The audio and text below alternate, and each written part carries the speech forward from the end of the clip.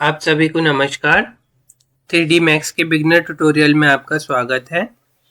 आज हम compound object में मॉर्फ समझेंगे। इसके लिए सबसे पहले कुछ स्टैंडर्ड ज्योमेट्री चाहिए होंगी। उसके लिए मैं बॉक्स क्रिएट करता हूँ। मैंने बॉक्स क्रिएट किया और मल्टीपल ऑब्जेक्ट्स चाहिए पड़ेंगे, तो मैं यहाँ पे 2 बॉक्स क्रिएट कर लेता हूँ अलग अलग साइज के। ये 2 बॉक्स क्रिएट हो गए मेरे पास।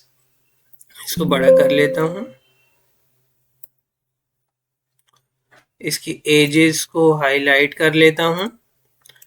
अब यहाँ पे सिंगल एज है तो मैं थोड़ा एजेस इसकी बढ़ा लेता हूँ।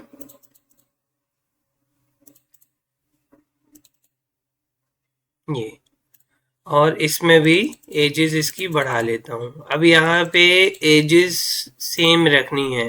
अगर एजेस सेम नहीं रहेंगी तो ये मॉर्फ नहीं होगा।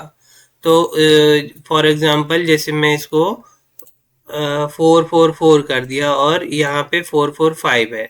अब अगर मैं मॉर्फ करने की कोशिश करता हूँ, इसमें गया, ऑब्जेक्ट सेलेक्ट किया और कंपाउंड ऑब्जेक्ट में जा करके मॉर्फ सेलेक्ट करूंगा और पिक टारगेट करूंगा, तो ये ऑप्शन सेलेक्ट ही नहीं होगा।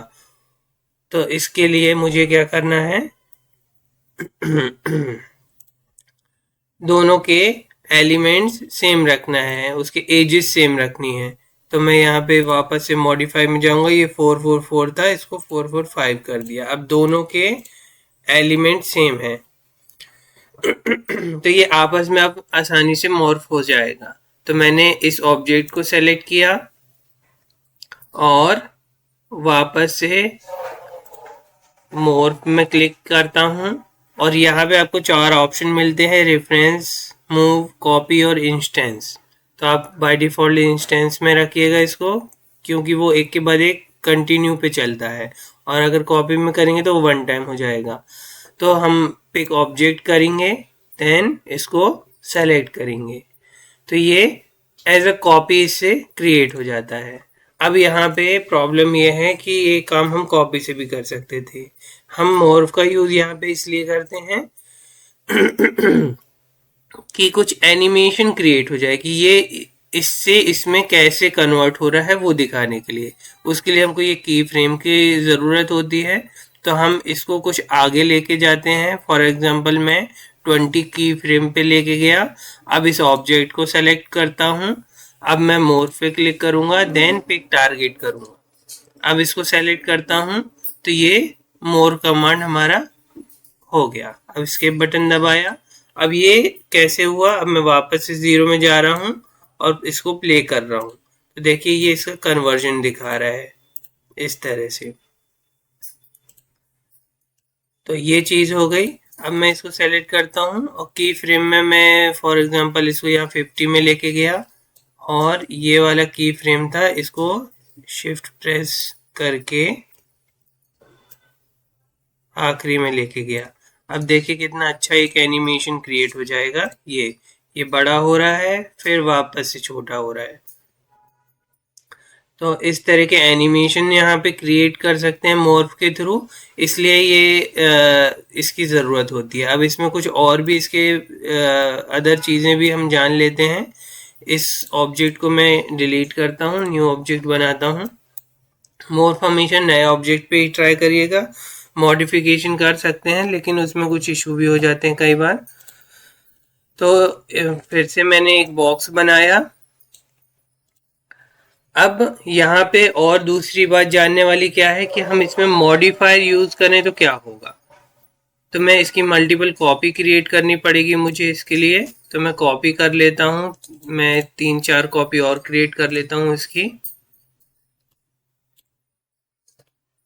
इनको हम यहाँ से अलग अलग कलर भी कर सकते हैं ताकि और इजीली समझ में आए कि क्या हो रहा है।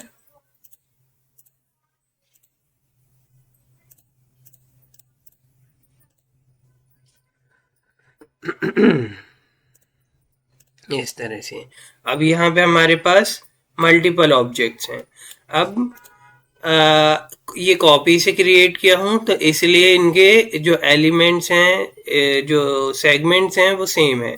तो अब ये आसानी से एक दूसरे पे मॉर्फ हो जाएंगे।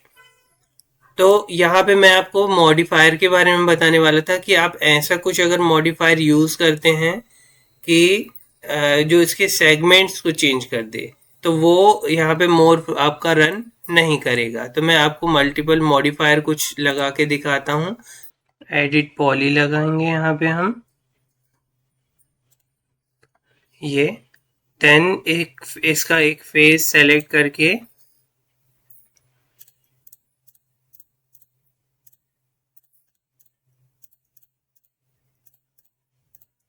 और इसको मैं एक्सट्रूड कर देता हूँ कुछ इस तरह से। ये हो गया। इससे बाहर आ जाते हैं। दूसरे वाले में कुछ हम मॉडिफायर लगा देते हैं। ट्विस्ट मॉडिफायर होता है एक, कुछ ट्विस्ट मॉडिफायर कर दिए। इसमें रिपल मॉडिफायर होता है।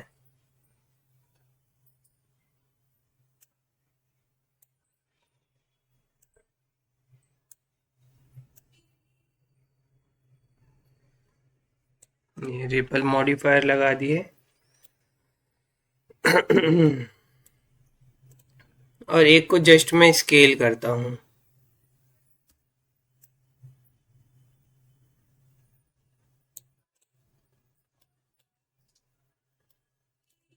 अब देखते हैं इनमें मॉर्फ करने से क्या होता है।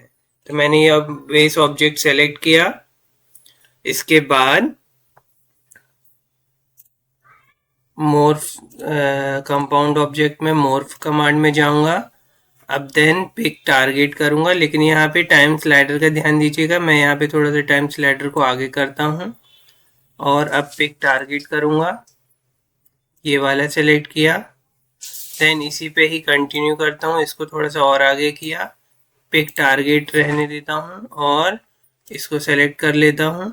देन और कंटिन्यू करता हूँ आगे, इस पे पिक टारगेट, इसको सेलेक्ट कर लेता हूँ। देन और कंटिन्यू करता हूँ, पिक टारगेट कर देता हूँ, इसको सेलेक्ट कर लेता हूँ और बस। और इसकी इनिशियल कंडीशन को आखिरी में ले जा लेता हूँ, तो ये कंप्लीट एक एनिमेशन क्रिएट कर देगा। अब यहाँ पे मैं इसको रन करता हूँ, तो ये देखिए ये कितना अच्छा एनिमेशन है। बस इसमें कौन सा वाला नहीं चला, हमारा ये वाला।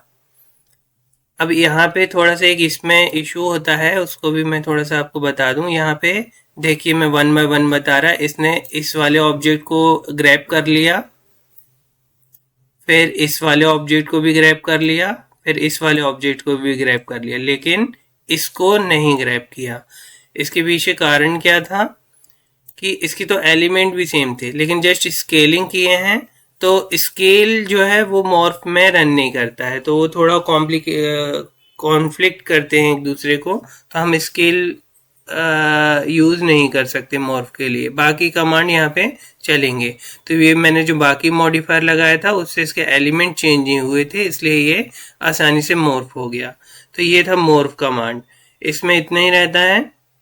आप कुछ ऐसा एनिमेशन क्रिएट करना चाहते हैं तो इस तरह के, तो आप इजीली इस तरह के एनिमेशन इसमें क्रिएट कर सकते हैं। तो और भी कुछ तरह अच्छे अच्छे एनिमेशन मॉर्फ के थ्रू यहाँ पे क्रिएट होते हैं। मॉर्फ में इतना ही है। Thanks for watching.